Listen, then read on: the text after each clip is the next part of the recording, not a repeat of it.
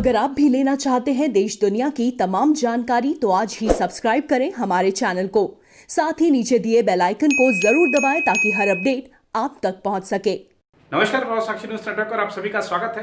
रक्षा मंत्री राजनाथ सिंह ने राहुल गांधी के नहले पर मारा है दहला और बड़ा जबरदस्त मारा है। दरअसल राहुल गांधी बार बार ये सवाल उठा रहे हैं कि एलएसी पर क्या हालात हैं, सरकार ये बता क्यों नहीं रही है, देश को कुछ जानकारी दी क्यों नहीं जा रही है। तो जवाब में आज रक्षा मंत्री राजनाथ सिंह ने जो राहुल गांधी ने शेर एक लिखा था ट्विटर पर, उसका जवाब बड़े शायराना अंदाज में दिया और साफ साफ कहा कि जो देश का स्वाभिमान है वो झुकने नहीं देगी सरकार। और एलएसी पर भारत और चीन तनाव पर क्या जानकारी है, जो दोनों देशों के बीच में जो बातचीत हुई है उस पर वो जानकारी देंगे, लेकिन देश की संसद को जानकारी देंगे जब संसद सत्र होगा। हम जानते हैं कि संसद का मानसून सत्र जल्दी ही होने वाला है। उसमें राजनाथ सिंह, रक्षा मंत्री राजनाथ सिंह भारत चीन तनाव पर पूरी की पूरी जानकारी देंगे। इस बीच खबर यह भी है कि चीन के विदेश मंत्रालय के प्रवक्ता ने कहा है कि दोनों देश बातचीत कर रहे हैं, विभिन्न स्तरों पर बातचीत कर रहे हैं और विवाद को आगे नहीं बढ़ाने पर सहमत है। इस मुद्दे पर हम आपको पूरी जानकारी देंगे अभी रक्षा मंत्री राजनाथ सिंह ने क्या कहा। इसके अलावा एक और बड़ी खबर दिल्ली से रही, जहां उपराज्यपाल ने दिल्ली के मुख्यमंत्री अरविंद केजरीवाल के 2 फैसले पलट दिए और इन फैसलों को पलटने के बाद मुख्यमंत्री अरविंद केजरीवाल ने जताई है कड़ी प्रतिक्रिया। दिल्ली के उप मुख्यमंत्री ने भी जताई है कड़ी प्रतिक्रिया। तो दिल्ली में जो उपराज्यपाल और सीएम के बीच विवाद थम गया था नई सरकार बनने के बाद से, वो विवाद फिर से शुरू हो गया है। जो दिल्ली के उपराज्यपाल और सीएम के बीच वार एक तरह से कह सकते हैं फिर से शुरू है, लेकिन समय ऐसा था कि किसी तरह का विवाद नहीं होना चाहिए था, लेकिन शायद दिल्ली के मुख्यमंत्री ने उपराज्यपाल से सही से सलाह मशवरा नहीं किया, जिसके चलते ये स्थिति आई है। इस पर भी आपको पूरी जानकारी देंगे। और कश्मीर में आतंकवादियों की बौखलाहट देखिए कि उन्होंने, जब उनके सफाई का काम चल रहा है तो बौखलाहट में आकर उन्होंने कश्मीरी पंडित सरपंच की हत्या कर दी है।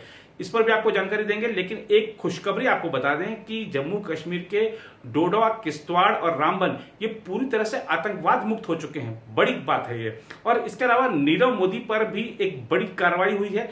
क्या कार्रवाई हुई है आइए आपको बताते हैं। सबसे पहले बात करते हैं रक्षा मंत्री राजनाथ सिंह की। महाराष्ट्र जनसंवाद वर्चुअल रैली को संबोधित करते हुए रक्षा मंत्री राजनाथ सिंह ने कांग्रेस के पूर्व अध्यक्ष राहुल गांधी पर शायराना अंदाज में पलटवार किया। मिर्जा गालिब के एक शेर को अपने अंदाज में कहते हुए राजनाथ सिंह ने कहा, हाथ में दर्द हो तो दवा कीजिए, यदि हाथ ही दर्द हो तो क्या कीजिए। दरअसल राहुल गांधी ने सोमवार को सीमा सुरक्षा को लेकर गृह मंत्री अमित शाह के बयान पर तंज कसा था। राहुल ने कहा था, सबको मालूम है सीमा की हकीकत, लेकिन दिल के खुश रखने को शायद ये ख्याल अच्छा है। इस ट्वीट पर राजनाथ ने जवाब दिया है। इसके अलावा भारत के सम्मान और स्वाभिमान पर चोट नहीं पहुंचने देने का भरोसा दिलाते हुए रक्षा मंत्री राजनाथ सिंह ने कहा कि भारत और चीन वास्तविक नियंत्रण रेखा पर स्थिति को जल्द सुलझाने के लिए सैन्य स्तर और राजनयिक स्तर पर बातचीत कर रहे हैं, जिसके अब तक के परिणाम सकारात्मक रहे हैं। महाराष्ट्र के लिए डिजिटल रैली को संबोधित करते हुए राजनाथ सिंह ने कहा, हम किसी के मान सम्मान पर ना चोट पहुंचाते हैं और ना अपने मान सम्मान और स्वाभिमान पर चोट बर्दाश्त कर सकते हैं। इसलिए विपक्ष को कहता हूं कि भारत चीन मामले पर हमें ज़्यादा समझाने की कोशिश मत कीजिए। उधर दिल्ली के उपराज्यपाल अनिल बैजल ने आम आदमी पार्टी की सरकार को दोहरा झटका दिया है। उपराज्यपाल ने मुख्यमंत्री अरविंद केजरीवाल के उस फैसले को खारिज कर दिया है जिसमें उन्होंने कहा था कि दिल्ली सरकार के अस्पतालों में सिर्फ दिल्ली के कोरोना मरीजों का इलाज होगा। इसके अलावा उपराज्यपाल ने कहा है कि एसिम्प्टोमेटिक लोग 5 से 10 दिन के भीतर कोरोना टेस्ट करा सकते हैं। उपराज्यपाल ने जारी आदेश में कहा है कि अब एसिम्प्टोमेटिक लोग भी जो सीधे किसी कोरोना पॉजिटिव के संपर्क में आए हैं वह 5 से लेकर 10 दिन के अंदर कोरोना टेस्ट करवा सकते हैं। वहीं उपराज्यपाल के फैसले को लेकर मुख्यमंत्री अरविंद केजरीवाल ने कड़ी प्रतिक्रिया जाहिर की है। केजरीवाल ने ट्वीट किया, एलजी साहिब के आदेश ने दिल्ली के लोगों के लिए बहुत बड़ी समस्या और चुनौती पैदा कर दी है। देश भर से आने वाले लोगों के लिए कोरोना महामारी के दौरान इलाज का इंतजाम करना बड़ी चुनौती है। शायद भगवान की मर्जी है कि हम पूरे देश के लोगों की सेवा करें। हम सबके इलाज का इंतजाम करने की कोशिश करेंगे। आम आदमी पार्टी के नेता और दिल्ली के उप मुख्यमंत्री मनीष सिसोदिया ने भी भारतीय जनता पार्टी पर निशाना साधा है। मनीष सिसोदिया ने ट्वीट किया, बीजेपी की राज्य सरकारें पीपीई किट घोटालों और वेंटिलेटर घोटालों में व्यस्त हैं। दिल्ली सरकार सोच समझकर ईमानदारी से इस डिजास्टर को मैनेज करने की कोशिश कर रही है। यह बीजेपी से देखा नहीं जा रहा, इसलिए एलजी पर दबाव डालकर घटिया राजनीति की है। उधर जम्मू कश्मीर के अनंतनाग जिले में आतंकियों ने सोमवार को कश्मीरी पंडित सरपंच की गोली मारकर हत्या कर दी। एक पुलिस अधिकारी ने बताया कि आतंकियों ने शाम 6 बजे अनंतनाग जिले के लारकीपुरा इलाके के सरपंच और कांग्रेस के सदस्य अजय पंडित की उनके गांव में हत्या कर दी। उन्होंने कहा कि पंडित को अस्पताल पहुंचाया गया, जहां उन्होंने दम तोड़ दिया।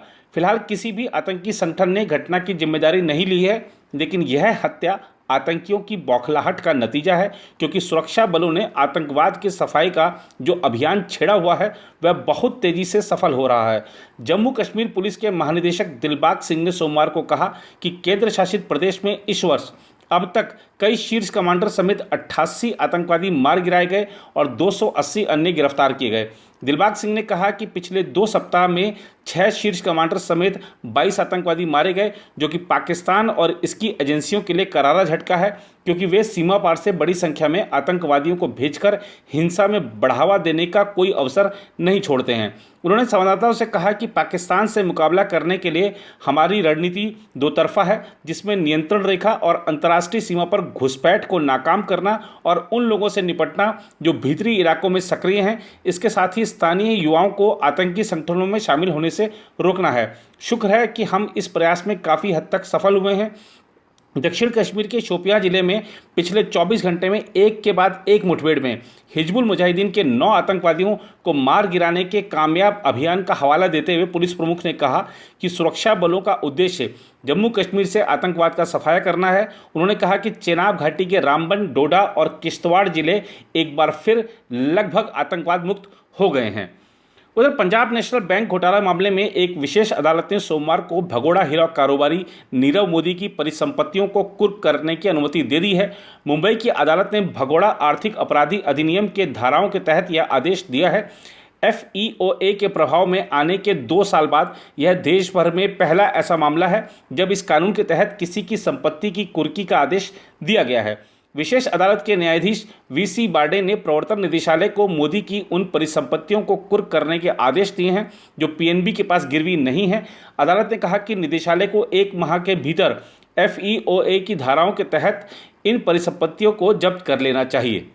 दिल्ली में कल एक बड़ी बैठक होने वाली है। उपराज्यपाल ने बैठक बुलाई है। दरअसल दिल्ली में जिस तरीके से मामले बढ़ते जा रहे हैं, 29,000 के आसपास पहुंच चुका है जो संक्रमितों की कुल संख्या का मामला है, तो इसको देखकर कल एक बैठक होने वाली है जिसमें यह तय किया जाएगा कहीं ये सामुदायिक प्रसार तो नहीं, और अगर सामुदायिक प्रसार है तो चिंता की बात है, क्योंकि इसके बाद सरकार को अपनी रणनीति बदलनी पड़ेगी, जो कि अभी तक जो रणनीति सरकार बना रही है, जिस तरह से काम कर रही है, उसमें कई सारी खामियां भी सामने आ रही हैं। वहीं महाराष्ट्र की बात करें तो महाराष्ट्र अकेला 1 लाख के पास पहुंचता हुआ दिख रहा है। 88,000 के आसपास अभी मामले हैं। सबसे बड़ी बात है कि 88,000 में 50,000 से ज्यादा मामले सिर्फ मुंबई के हैं। लगातार संक्रमण बढ़ रहा है। सरकारों ने हालांकि अनलॉक 1 के तहत बहुत कुछ खोल दिया है, और आज तो 8 जून से बहुत कुछ खुल गया सभी, चाहे हम धर्मस्थलों की बात करें, हालांकि देश के कई बड़े मंदिर अभी नहीं खुले हैं, और उन्होंने कहा है कि 30 जून तक हम देखेंगे, उसके बाद आगे का निर्णय करेंगे। तो हालांकि अगर हम अधिकांश संख्या की बात करें तो अधिकांश मंदिर खुल गए, धर्मस्थल खुल गए विभिन्न धर्मों के, और इसके अलावा मॉल्स की बात करें, शॉपिंग कॉम्प्लेक्स की बात करें तो फिर से चहल पहल हो गई है, लेकिन लोग नियमों का पालन करें, इस बात का भी पूरा ख्याल रखा जा रहा है। फिलहाल स्पोर्ट में इतना ही। बाकी देशों की खबरों के लिए बने रहे हैं प्रभा साक्षी के साथ।